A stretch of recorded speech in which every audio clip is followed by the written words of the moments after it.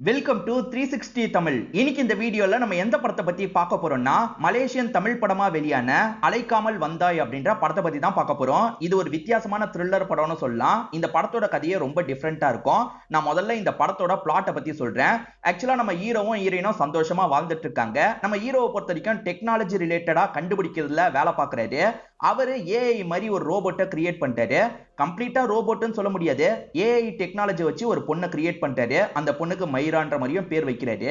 அந்த பொண்ணை கிரியேட் பண்ணதுதான் இவர் பண்ண தப்பு. அந்த பொண்ணு என்ன பண்றாங்கன்னா இந்த ஹஸ்பண்டுக்கும் ஒய்ஃபுக்கும் நடுவுல சண்டை ஏற்படுத்துறாங்க. ஏன்னா இந்த ஹஸ்பண்டா உங்களுக்கு பிடிக்க ஆரம்பிச்சிருது. அதுக்கப்புறம் இந்த கதையில என்னெல்லாம் நடக்குதுன்னு சொல்றதுதான் மீதி கதையா இருக்கும். கண்டிப்பா இந்த படத்தோட கதை உங்களுக்கு பிடிக்கும் நம்புறேன். எக்ஸ்பிளனேஷனுக்குள்ள போறதுக்கு முன்னாடி வீடியோக்கு ஒரு லைக் போடுங்க. இந்த எக்ஸ்பிளனேஷன் பிடிச்சிருந்ததுன்னா ஐ பண்ற ஆப்ஷனை கிளிக் பண்ணி சப்போர்ட் பண்ணுங்க. மேற்கொண்டு பேசி டைம் வேஸ்ட் பண்ணாம நம்ம நேரடியா எக்ஸ்பிளனேஷனுக்குள்ள போயிடலாம். படத்தோட ஸ்டார்டிங் சீனே இந்த படத்தோட ஹீரோயினை காட்டுறாங்க. இவங்க பேரு ஈஷா அப்படின்றது. இவங்களுக்கும் இவங்க ஹஸ்பண்டுக்கும் சண்டை போல ஓடி வந்து ஒரு ரூம்குள்ள நுழைஞ்சிடுறாங்க. ஹஸ்பண்டுமே நான் சொல்றதை கேளுன்னு சொல்றாரு. கேட்க விரும்பல, போங்கன்ற மாதிரிலாம் திட்டிட்டு இருக்காங்க. அப்படியே கட் பண்ணி ஸ்டார்டிங்ல இருந்து நடந்த விஷயத்தை நமக்கு காட்டுறாங்க. இவங்க பேரு ஈஷா அப்படின்றது. இவங்க டாக்டரா இருப்பாங்க. இவங்க வீட்ல ஒரு ஏஐ சிஸ்டத்தை ஹஸ்பண்ட் செட் பண்ணி வச்சிருக்காரு. அதை வந்து தானியான்ற மாதிரி தான் இவங்க கூப்பிடுவாங்க. தானியாக்கா ஹீட் வாட்டரை ஆன் பண்ணுங்கன்ற மாதிரி சொன்னோன்னே ஹீட் வாட்டர் ஆட்டோமேட்டிக்கா ஆன் ஆகுது. இப்ப இவங்களுமே இந்த இடத்துல குளிச்சிட்டு இருக்காங்க. அதே சமயம் டீ எனக்கு வேணும்ன்ற மாதிரி அந்த தானியான்ற ரோபோட் கிட்ட சொல்றாங்க. அதுவும் டீ எல்லாம் ரெடி பண்ணிருது. அதே மாதிரி கதவை ஓபன் பண்ணுங்கன்னு சொன்னா கதவு ஓபன் ஆகுது. இப்ப ஈஷாவும் வெளியே வந்து கார் எடுத்துட்டு இங்க இருந்து கிளம்ப ஆரம்பிக்கிறாங்க. இப்படி கிளம்பி போயிட்டு இருக்கும் போது ஈஷா ஒரு விஷயத்தை யோசிச்சு பாக்குறாங்க. இவங்க யோசிச்சு பாக்குற விஷயத்தை நமக்கு விஷுவலா காட்டுறாங்க. அதாவது ஈஷா காலேஜ் படிச்ச டைம் நடந்த விஷயத்தை காட்டுறாங்க.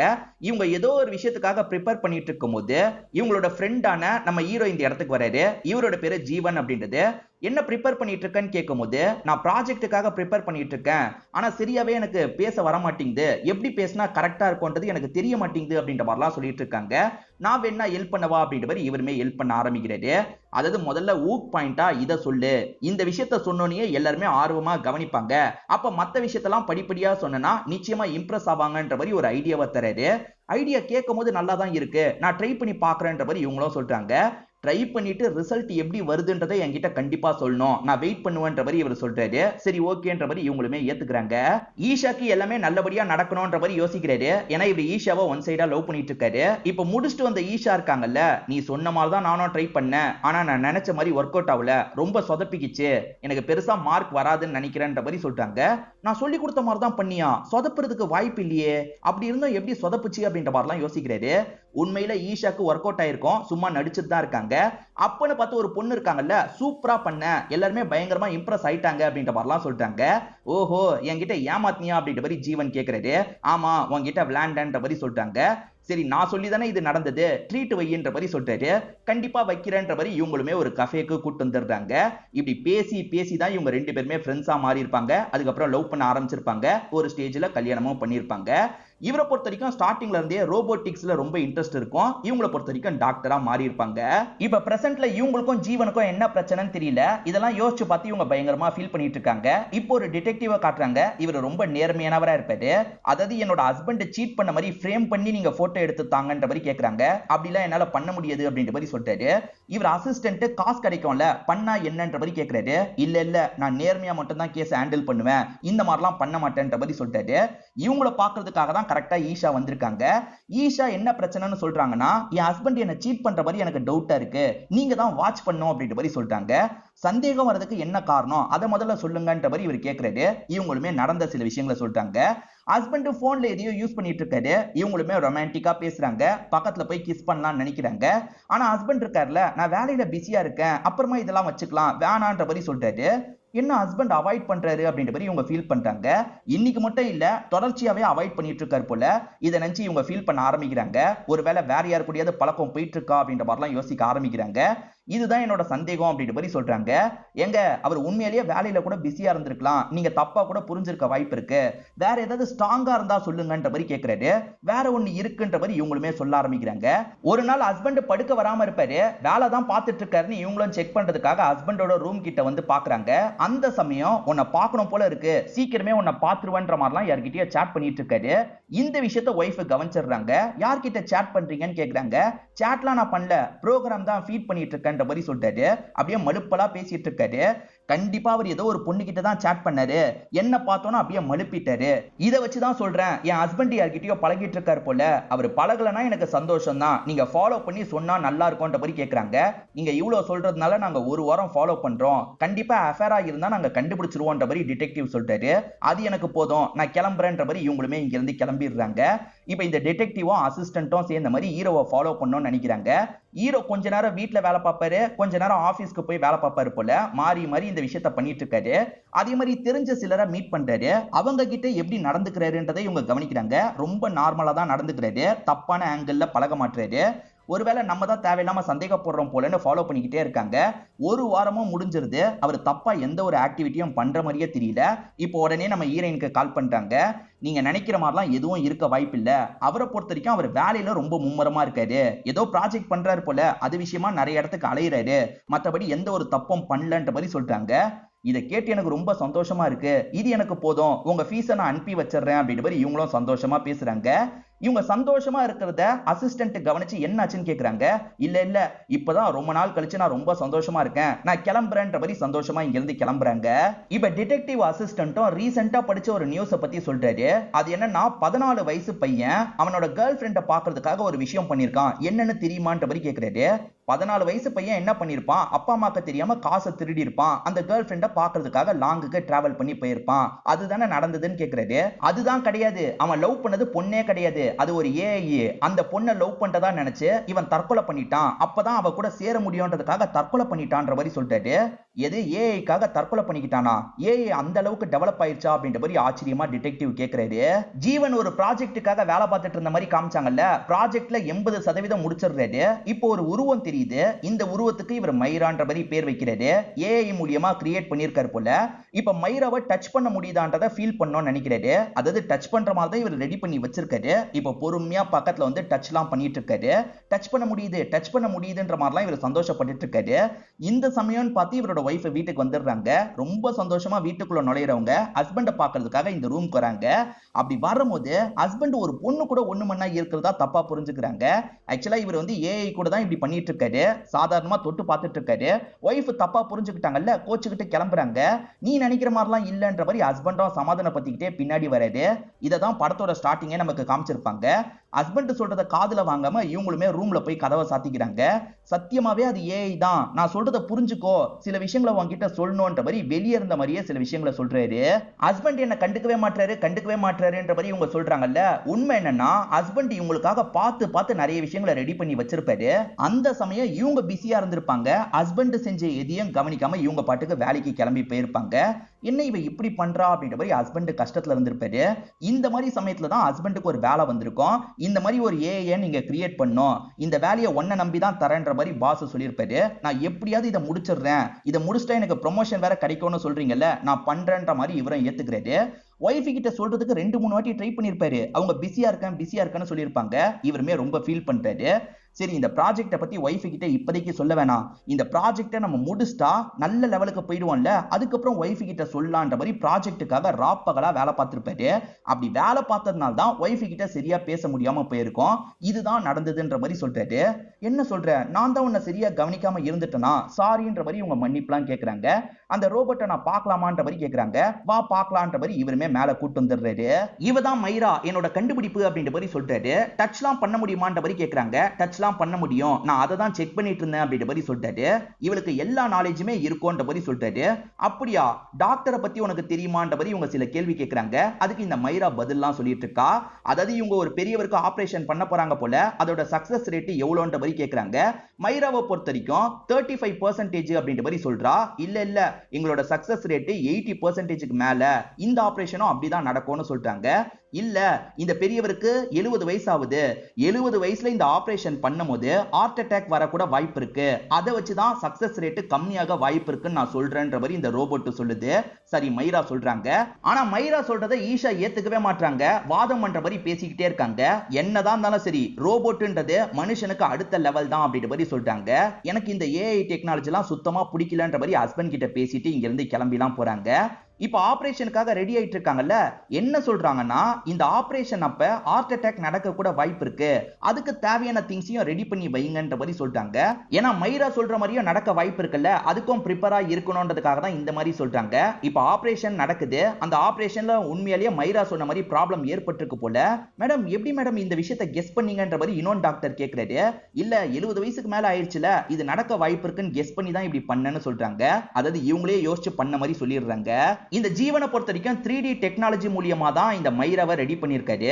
இவர் இங்க சில டிவைஸை செட் பண்ணி வச்சிருக்கிறதுனால இங்க மட்டும் தான் இவங்களால நடமாட முடியுது. பாஸ் இந்த ரூம்ல மட்டும் இருக்கிறது எனக்கு ரொம்ப போரா இருக்கு, மத்த ரூம்லயும் செட் பண்ணீங்கன்னா நல்லா இருக்கும்ன்ற மாதிரி மைரா கேக்குறா. சரி ஓகேன்ற மாதிரி இவருமே ஏத்துக்கிறாரு. அதாவது 3D டெக்னாலஜி மூலியமா இவங்க எல்லா இடத்துக்கும் வர மாதிரி இவர் செட் பண்ணிட்டு இருக்காரு. ஆனா நீ இங்கெல்லாம் வரது என்னோட ஒய்ஃபுக்கு பிடிக்குமா என்னன்னு தெரியல, என் ஒய்ஃபு கிட்ட பர்மிஷன் வாங்கினதுக்கு அப்புறம் தான் நீ இங்க வர முடியுமா வர முடியாதான்றதா சொல்லுவேன்ற மாதிரி சொல்றாரு. இப்ப நைட் நேரம் ஒய்ஃப் கிட்ட இத பத்தி டிஸ்கஸ் பண்றாரு. ஒய்ஃப் என்ன சொல்றாங்கன்னா, இல்லங்க உங்க ரூம் வர வரைக்கும் எனக்கு ஓகே, நான் இருக்கும்போது இங்க வரக்கூடாதுன்ற மாதிரி சொல்றாங்க. சரி ஓகே நீ இல்லாத போது வந்துகிட்டோம், நீ இருக்கும்போது வராத மாதிரி நான் சொல்லி வச்சிடுறேன் அப்படின்ற மாதிரி சொல்றாரு. இவங்க ரெண்டு பேருமே ஜாலியா நிறைய டைம் எல்லாம் ஸ்பெண்ட் பண்ணிட்டு இருக்காங்க. மேடம் என்ன சொன்னாங்க, நான் எல்லா இடத்துக்கும் வந்துக்கலாமா அப்படின்ற மாதிரி மைரா ஆர்வமா கேட்டுட்டு இருக்கா. இல்ல இல்ல அவ இருக்கும்போது நீ வரக்கூடாது, அவ வெளியே கிளம்பி போனதுக்கு அப்புறம் நீ கீழே வேணா வந்துக்கலாம், அது வரைக்கும் நீ உள்ளே தான் இருக்கணும்ன்ற மாதிரி இவர் சொல்றாரு. இது அந்த மைராக்கு பிடிக்க மாட்டேங்குது. மைரா உள்ளுக்குள்ள கோவப்படுற மாதிரிலாம் நமக்கு காமிக்கிறாங்க. மனுஷங்களுக்கு வர எல்லா உணர்ச்சியும் வர மாதிரி தான் இவர் மைராவை ரெடி பண்ணிருப்பாரு. இப்ப இவர் பிஸியா வேலை பார்த்துட்டு இருக்கும்போது மைரா இருக்காங்கல்ல, அந்த அப்டேட் ஒர்க்கை நம்ம சேர்ந்து பண்ணலாம் வாங்க அப்படின்ற மாதிரி கூப்பிடுறாங்க. இல்ல இல்ல அதை நீ தனியாவே பண்ணு, எனக்கு வேற வேலை இருக்குன்னு சொல்லிட்டாரு. ப்ளீஸ் வாங்கன்ற மாதிரிலாம் கேக்குறாங்க. அதான் வேலை இருக்குன்னு சொல்றேன்ல, நீ அந்த வேலையை பாருன்ற மாதிரி திட்டி விட்டுறாரு. இவங்க கொஞ்சம் சோகமாயிடுறாங்க. மனுஷங்களுக்கு வர எல்லா சென்டிமெண்ட்டும் இவங்களுக்கும் வரும்ல, அதை நினைச்சுலாம் இவங்க பயங்கரமா ஃபீல் பண்றாங்க. அதே மாதிரி இவர் ஒய்ஃபு கூட சேர்ந்து வெளியெல்லாம் சுத்திட்டு இருக்காருல, இதை பாக்குற மைராக்கு கஷ்டமா இருக்கு. ஏன்னா லைட்டா கிரியேட் பண்ணவரை லவ் பண்ண ஆரம்பிச்சிடுறாங்க, அதனால தான் ஃபீல் பண்றாங்க. ஈஷா ஹாஸ்பிட்டல்ல இருக்கும்போது அந்த டிடெக்டிவையும் அசிஸ்டன்ட்டையும் எதர்ச்சியா மீட் பண்றாங்க. டிடெக்டிவ்க்கு உடம்பு முடியலன்ற மாதிரி வந்திருக்காரு போல. இவங்களுமே இப்ப ஹஸ்பண்ட் கூட நான் சந்தோஷமா இருக்கேன், என் ஹஸ்பண்ட் சீட் பண்றாருன்னு பயங்கரமா கோவப்பட்டேன், ஆனா அதுக்கப்புறம் தான் அது ஏஐன்னு எனக்கு தெரிஞ்சது அப்படின்ற மாதிரி சொல்றாங்க. எது ஏஐயா அப்படின்ற மாதிரி இவங்க ரெண்டு பேர் ஷாக் ஆகுறாங்க. ஏன்னா ஏற்கனவே அதை வச்சு ஒரு கிரைம் நடந்திருக்குல்ல, அதெல்லாம் யோசிச்சு சில விஷயங்களை சொல்றதுக்காக வராங்க. அதெல்லாம் ஒரு பிரச்சனையும் கிடையாது, எல்லாம் ஓகேவா தான் இருக்குன்ற மாதிரி இவங்க பேசுறாங்கல்ல. சரி நம்ம சொல்லி கஷ்டப்பட்ட வேணான்ற மாதிரி இங்க இருந்து கிளம்பிடுறாங்க. எப்ப என்ன கம்ப்ளீட்டா ரெடி பண்ணுவீங்கன்ற மாதிரி மைரா கேக்குறாங்க. கம்ப்ளீட்டா ரெடி பண்ற வரைக்கும் நீ இங்க இருக்க மாட்ட, சீக்கிரமே ஆபீஸ்க்கு கொண்டு போயிடுவேன், என் டீம் மீதி வேலையை பார்த்துப்பாங்க அப்படின்ற மாதிரி சொல்றாரு. எது நான் ஆபீஸ்க்கு போயிடுவானா, அப்போ உங்க கூட நான் இருக்க மாட்டேனா அப்படின்ற மாதிரி மைரா கேக்குறா. இன்னும் கொஞ்ச நாள் தான் என் கூட இருப்ப, அதுக்கப்புறம் கிளம்பிடுவேன்ற மாதிரி சொல்றாரு. இத மைராவால ஏத்துக்க முடியல. மைரா பயங்கரமா ஃபீல்லாம் பண்ணிட்டு இருக்காங்க. இப்ப வேற ஒரு நாள் நடக்கிறத நமக்கு காட்டுறாங்க. நம்ம ஈஷா இருக்காங்கல்ல, அவங்க லேப்டாப்பை யூஸ் பண்ணிட்டு இருக்காங்க. மைரா திருட்டுத்தனமா அதை பார்க்கணும்ன்ற மாதிரி யோசிக்கிறா. இந்த சிஸ்டத்துல இருந்து அவங்க சிஸ்டத்துல நடக்கிற எல்லாத்தையும் பார்த்துட்டு இருக்கா. அவங்க நிறைய ஃபேமிலி போட்டோஸ்லாம் பாக்குறாங்க. இது எல்லாத்தையும் மைராவும் கவனிச்சிட்டு இருக்கால, அவங்களுக்கு என்ன பிடிக்கும் எது பிடிக்காது அப்படின்ற எல்லா விஷயத்தையும் தெரிஞ்சுக்க ஆரம்பிக்கிறா. இப்ப ஜீவனை பொறுத்த வரைக்கும் பாஸ் கிட்ட பேசுறாரு. இந்த ப்ராஜெக்ட் விஷயமா ஸ்பான்சர் கிட்ட பேசுறதுக்காக போனோம், கண்டிப்பா இந்த மீட்டிங்க்கு நீயோ வரணும்ன்ற மாதிரி பாஸ் சொல்றாரு. சரி ஓகேன்ற மாதிரி இவருமே ஏத்துக்கிறாரு. இவர் நைட்டு வீட்டுக்கு போறதுக்கு லேட் ஆகும்ல, உடனே ஒய்ஃபுக்கு கால் பண்ணிட்டாரு. நான் இன்னைக்கு வரதுக்கு லேட் ஆகும், நீ டின்னர் முடிச்சுட்டு படுத்துக்கோ அப்படின்ற மாதிரி சொல்லிட்டாரு. இவங்க வீட்டுக்கு வந்து அந்த தானியான்ற ரோபோட் கிட்ட தண்ணி கேக்குறாங்க. ஆனா தண்ணி வந்து கோல்டா வருது. இவங்க ஹாட் வாட்டர் கேட்டிருப்பாங்க. என்ன தனியா சொதப்புறீங்க அப்படின்ற மாதிரி இவங்களுமே கோவப்படுறாங்க. ஏதோ எரர் ஏற்பட்டிருக்கு அப்படின்றது இவங்களுக்கு தெரிஞ்சிருது. இவங்க உடனே ஹஸ்பண்டுக்கு கால் பண்ணி எப்படி கிளியர் பண்றதுன்னு கேக்குறாங்க. இல்ல இல்ல உன்னால தனியா அந்த விஷயத்த பண்ண முடியாது, நான் வந்தாதான் சரிப்பட்டு வரோன்ற மாதிரி சொல்றாரு. அது வரைக்கும் நான் என்ன பண்றது, எல்லாம் சிஸ்டமேட்டிக்கா நீங்க செட் பண்ணி வச்சிருக்கீங்க, நார்மலா எதுவுமே பண்ண முடியாதுன்னு சொல்லிட்டாங்க. நீ வேணா மைராவோட ஹெல்ப்பை வாங்கிக்கிறியான்ற மாதிரி கேக்குறாரு. சரி வேற வழி இல்லல்ல, அவளையே இந்த இடத்துக்கு வர சொல்லுங்க அப்படின்ற மாதிரி சொல்றாங்க. இப்ப கொஞ்ச நேரத்துல மைரா இந்த இடத்துக்கு வந்துடுறாங்க. கவலைப்படாதீங்க, அந்த விஷயத்த நான் கிளியர் பண்ணி தரேன்ற மாதிரி சொல்றாங்க. இவங்க கூட பேசி பழகிறதுக்காக மைரா தான் அதை ரிப்பேரே பண்ணிருப்பா. இப்ப அந்த ப்ராப்ளத்தெல்லாம் சரி பண்ணிடுறா. இவங்களுமே மைராக்கு நன்றிலாம் சொல்லிட்டு இருக்காங்க. இப்ப மைரா உங்களுக்கு சமைக்கிறதுக்கும் ஹெல்ப் பண்றன்ற மாதிரி சொல்றா. சரி ஓகேன்ற மாதிரி இவ சொல்ற மாதிரி இவங்க சமைக்கிறாங்க. இப்ப டேஸ்ட் பண்ணலாம் டேஸ்ட் பண்றாங்க. இவங்க அம்மா சமைச்சு தந்தது எப்படி இருக்குமோ அந்த மாதிரி சூப்பரா இருக்கு, மைரா சூப்பரா இருக்கு அப்படின்ற மாதிரி இவங்களுமே பாராட்டுறாங்க. இதை தாண்டி மைரா சொல்லி தானே அந்த ஆபரேஷனை நல்லபடியா பண்ணாங்க, அதுக்கான கிரெடிட்டை மைராக்கு சொல்லிடுறாங்க. அன்னைக்கு நைட்டு உங்ககிட்ட நிறைய வாதம்லாம் பண்ணிட்டேன், ஆனா நீ சொன்னதுதான் சரியா இருந்தது, நன்றி அப்படின்ற மாதிரிலாம் சொல்லிட்டாங்க. மைரா இருக்கால, உங்க டேப்ல நான் ஒன்னு ரெடி பண்ணி வச்சிருக்கேன், பார்க்கணும்னா பாருங்கன்ற மாதிரி சொல்றா. என்ன ரெடி பண்ணி வச்சிருக்கன்ற மாதிரி இவங்களும் எடுத்து ஓபன் பண்ணி பாக்குறாங்க. ஆக்சுவலா இவங்களோட அம்மா இறந்து போயிருப்பாங்க. மைரா என்ன பண்ணிருக்கானா ஏஐ மூலியமா அவங்க பேசுற மாதிரி கிரியேட் பண்ணி வச்சிருக்கா. அம்மா இருக்காங்கல்ல, அம்மா உன்னை ரொம்ப மிஸ் பண்றேன் அப்படின்ற மாதிரிலாம் பேசிட்டு இருக்காங்க. இதை பாக்குற இவங்களுமே எமோஷனல் ஆயிட்டு இருக்காங்க. இன்னொன்னு சர்ப்ரைஸும் இருக்கு, அங்க பாருங்கன்ற மாதிரி மைரா சொல்றா. இவங்க திரும்பி பார்த்தா அந்த இடத்துல அப்பா தெரியறாரு. 3D டெக்னாலஜில அப்பா தெரியறாரு போல. அப்பாவும் ஈஷா எப்படி இருக்க, அப்பாவை மிஸ் பண்றியா அப்படின்ற மாதிரி கொஞ்சம் வித்தியாசமா பேசுறாரு. இத பாக்குற ஈஷாக்கு சின்ன வயசுல நடந்த விஷயங்கள்லாம் ஞாபகம் வருது. அப்பாவை பொறுத்த வரைக்கும் எப்ப பாரு அம்மாவை போட்டு அடிச்சுக்கிட்டே இருப்பாரு. ரெண்டு பேருக்குள்ளயும் சண்டை வந்துகிட்டே இருக்கும் போல. ஈஷா சின்ன பொண்ணா இதை பார்த்து பயப்படுறாங்க, தடுக்கிறதுக்காகலாம் வந்துட்டு இருக்காங்க. அப்பா என்ன பண்றாருன்னா சின்ன பொண்ணுன்னு கூட பார்க்காம சின்ன பொண்ணையும் பெல்ட்டை வச்சு அடி அடின்னு அடிச்சிட்டு இருக்காரு. இப்ப 3Dல அப்பாவை பார்த்தோன்னே இவங்களுக்கு பழைய ஞாபகம்லாம் வந்துருது. இவங்களுமே ரொம்ப அப்செட் ஆயிடுறாங்க. ஒரு ஸ்டேஜ்ல பயந்த மாதிரி பொத்துன்னு கீழெல்லாம் விழுந்து மயங்கிடுறாங்க. இவங்க மயங்கணும், கஷ்டப்படணுன்றதுக்காகவே மைரா இந்த மாதிரி பண்ணிருக்கா போல. இன்னைக்கு வர லேட் ஆகும்னு ஜீவன் சொன்னாரு பாத்தீங்களா. இப்ப ஜீவன் வந்து பார்க்கும்போது ஒய்ஃப் கீழே விழுந்து கிடக்குறாங்க. என்னாச்சு அப்படின்ற மாதிரி கேட்கிறாரு.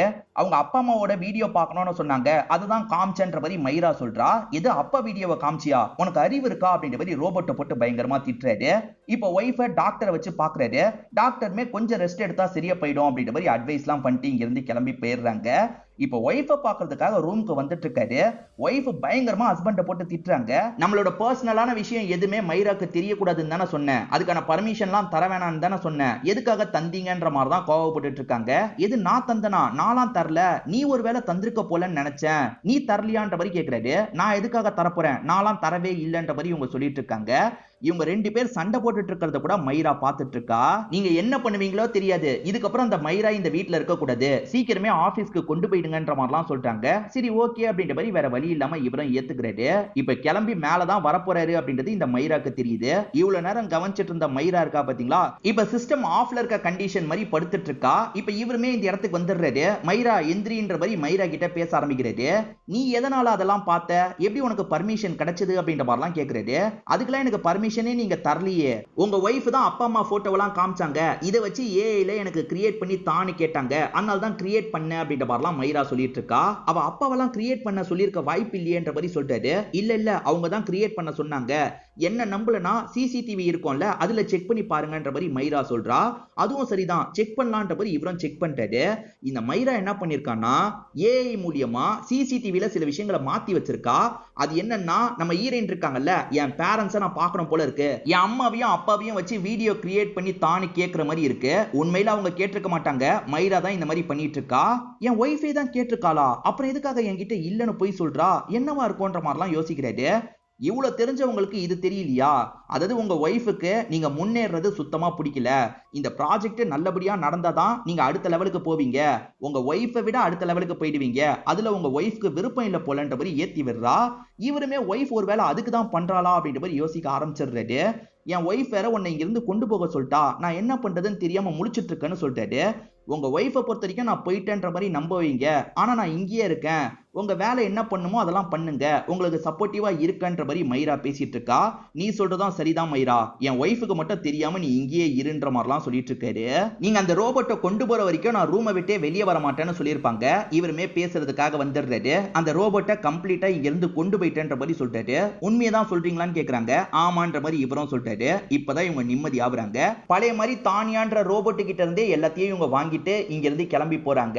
இது எல்லாத்தையும் மைரா பார்த்துட்டு இருக்கா. வேற ஏதாவது பிளான் பண்ணி பண்ணணும், எப்படியாவது ஜீவன் நமக்கு கிடைக்கணும்ன்ற மாதிரிலாம் யோசிச்சுட்டு இருக்கா. இப்ப ஹஸ்பண்ட் ஒய்ஃப் ஜாலியா டைம் எல்லாம் ஸ்பெண்ட் பண்ணிட்டு இருக்காங்கல்ல, இத பாக்குற மைராக்கு கோவம் தான் வந்துட்டு இருக்கு. இப்ப ஒய்ஃப் மனசுல இருந்து சில விஷயங்களை சொல்ல ஆரம்பிக்கிறாங்க. உங்க வேலையில நீங்க அடுத்த லெவலுக்கு போகணுன்றது தான் என்னோட ஆசை, இந்த விஷயத்துல நான் கோவப்பட்டதுக்கு காரணம் இருக்கு, எனக்கு சுத்தமா மைராவை பிடிக்கல, அதனால தான் அப்படி பண்ணேன், நீங்க தப்பா எடுத்துக்காதீங்க அப்படின்ற மாதிரிலாம் சொல்றாங்க. நம்ம ஒய்ஃபுக்கு நம்ம மேல பொறாமை இல்ல, நம்ம தான் தப்பா புரிஞ்சுக்கிட்டோம் போல அப்படின்ற மாதிரி இவர் யோசிக்கிறாரு. இப்ப நைட்டு நேரம் இத பத்தி மைரா கிட்ட பேசிட்டு இருக்காரு. இல்ல அவங்களுக்கு பொறாமை இருக்குன்ற மாதிரி மைரா ஏத்தி விடுறதுக்கு ட்ரை பண்றா. ஆனா இவரு இந்த வாட்டி உசாராயிடுறாரு. இல்ல மைரா, எங்க பர்சனல் விஷயத்துல நீ தலையிடாத, அதுதான் சரியா இருக்கும், நீ உன்னோட வேலையை மட்டும் பாரு, சீக்கிரமா அந்த விஷயத்தை அப்டேட் பண்ணு, நான் உன்னை ஃபேக்டரிக்கு கொண்டு போயிடுறேன்ற மாதிரி சொல்றாரு. இது ஃபேக்டரிக்கு நம்மள கொண்டு போக போறாரா அப்படின்ற மாதிரி இவங்களுமே யோசிக்கிறாங்க.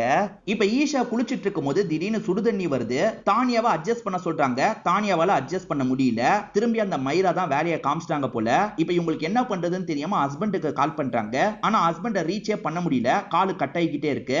இப்ப ஜீவனே எதிர வந்துட்டு இருக்காரு. ஜீவன் நீங்க எப்ப வந்தீங்கன்னு இவங்க பக்கத்துல வந்து பேசுறாங்க. ஆனா ஜீவன் வில்லத்தனமா சிரிக்கிறாரு.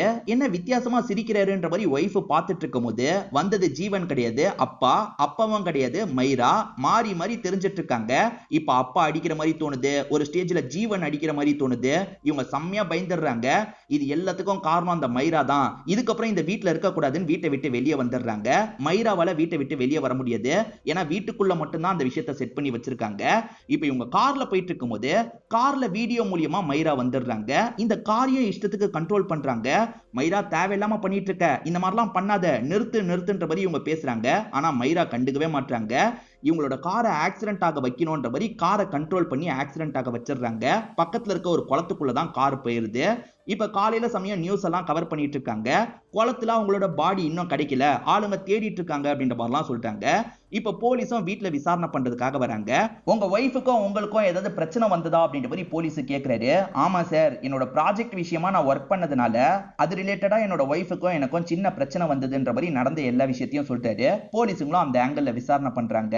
போலீஸை பொறுத்த வரைக்கும் அவங்க இறந்து போயிருக்காங்க, பாடி தான் இன்னும் கிடைக்கலன்னு நினைக்கிறாங்க. ஆனா ஈஷாவை பொறுத்த வரைக்கும் வேற ஒரு இடத்துல கரை ஒதுங்கிடுறாங்க. அவங்க நேரா அந்த டிடெக்டிவையும் அசிஸ்டன்ட்டையும் பார்க்கிறதுக்காக வந்துடுறாங்க. இவங்களுக்கு நடந்தது பத்தீங்களா, அதை பத்திலாம் சொல்றாங்க. அந்த மைராவால இந்த அளவுக்கு பண்ண முடியும்ன்றத நான் கொஞ்சம் கூட யோசிக்கலன்ற மாதிரி பேசிட்டு இருக்காங்க. இப்ப அந்த மைராவை மொத்தமா காலி பண்றதுக்கு ஒரு ஆக்கரை பிடிக்கணும்ன்ற மாதிரி யோசிக்கிறாங்க. இவருக்கு தெரிஞ்ச ஒரு பெஸ்ட் ஆக்கரை பத்தி சொல்லிட்டாரு. அந்த ஆக்கர் கிட்ட போன் மூலியமா இவங்க பேசுறாங்க. மைரான்ற ஒரு பொண்ணு ரோபோட்டா இருக்கான்றத பத்திலாம் சொல்ல மாட்டாங்க.